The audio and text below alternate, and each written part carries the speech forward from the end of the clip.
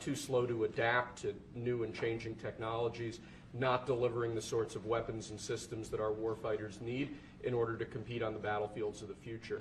So with this executive order, we're going to be modernizing the procurement structure that the Department of Defense uses to allow it to more quickly adapt to changing circumstances around the world. And we're also going to be launching a review of existing procurement programs to ensure that we're getting value for the money and to ensure that we're getting the best possible systems in the field. And which are currently horrible. I tell you, they're horrible. That process is ridiculous, what they do. They get the highest price and not even good-looking equipment, and we're changing it. We're going to change it to the best. So this is very, very important.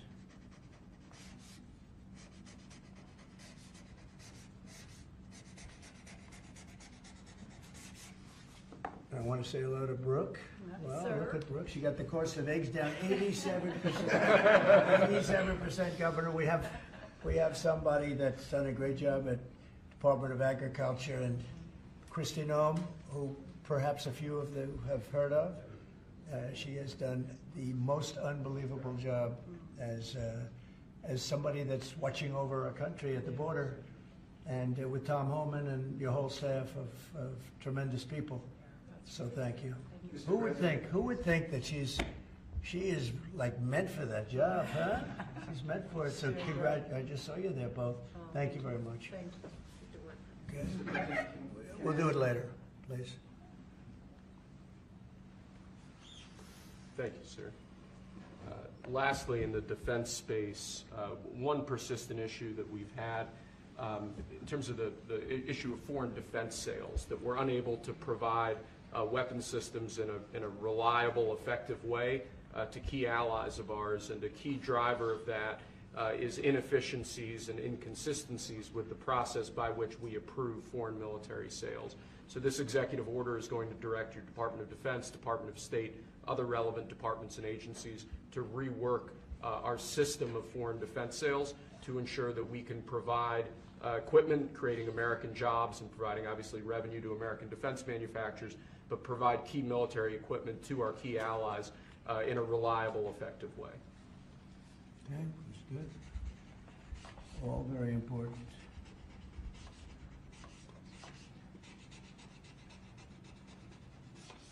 Okay?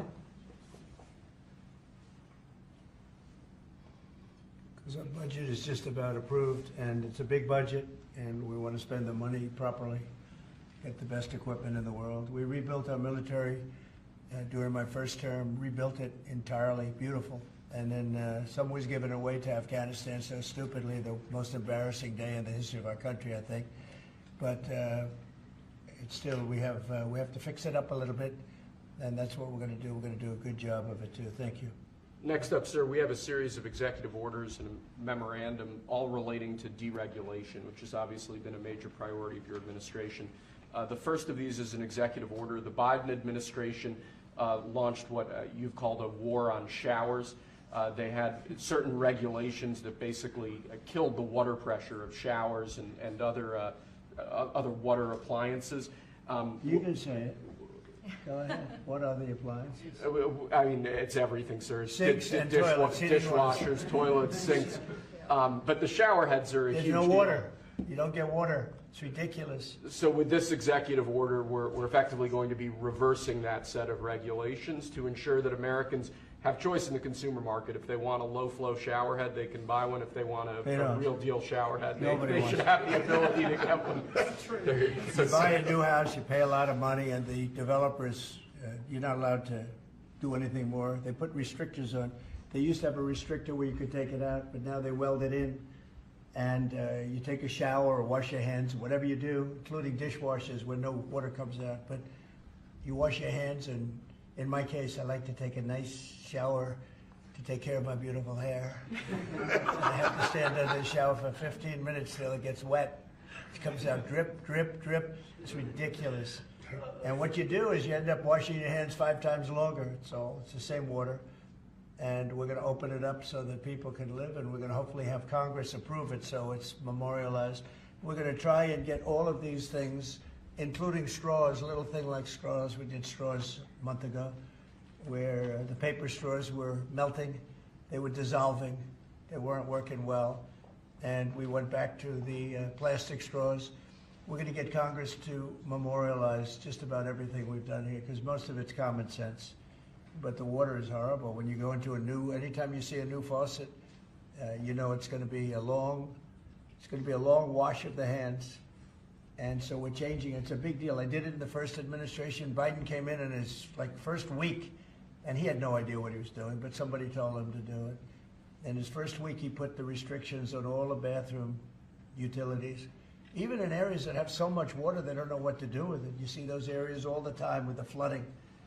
So we're doing that, and we're going to get all of the things that you've seen. I think we set a record. We're up to almost 200 and 500 amendments. Nobody's ever done that many. We're going to get them approved by Congress, so they're memorialized.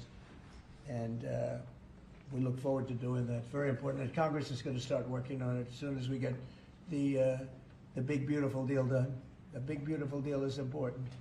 The biggest tax cuts in the history of our country, that's important.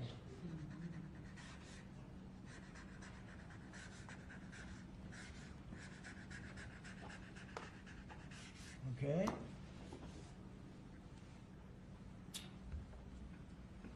Okay, is that okay? Good. It's a 10. You take a good shower. We rate the signatures. That was a 10, that's why. This is another executive order relating to deregulation, sir. There are a lot of regulations on the books that either promote monopoly directly or prevent new market entrants from entering into a given market. The net effect of that is very negative for consumers. So what this executive order is going to do is direct your departments and agencies to work with the FTC, with the Attorney General, with the Department of Justice, to ensure that the regulations we have on the books don't function as anti-competitive barriers to new market entrants. The net effect of all of that is going to hopefully be market forces that redound to the benefit of consumers and ordinary Americans as opposed to monopolistic businesses. I said yesterday, he was a great, great student at Harvard before it went bad. It's gone really bad. Now they're teaching their students mathematics, basic mathematics. Can you believe it? So what does that mean? They're allowing people in that can't add 2 and 2? What's going on at Harvard? I went to law school there, sir, and it was pretty liberal when I was there, but it's gone way off the deep end in recent years. I don't know if you read that. They're teaching them basic mathematics, people that got accepted to Harvard. How come they got accepted if they don't have mathematics? And we're holding back $8 billion. Can we believe? We give Harvard $8 billion. And we're holding back Columbia. We're holding back a lot of the schools because they were woke. And they've hurt a lot of people. Okay? Thank you. Thank you, sir. Okay? There are a large number of regulations on the books. These are regulations that are currently in effect that we believe blatantly violate the law, blatantly violate Supreme Court precedent that otherwise are just blatantly illegal.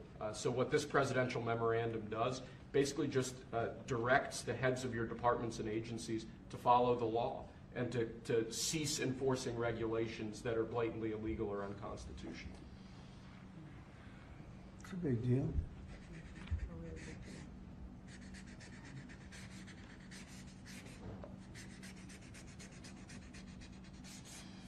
It's really very important that we get these memorialized Yes, sir. in Congress.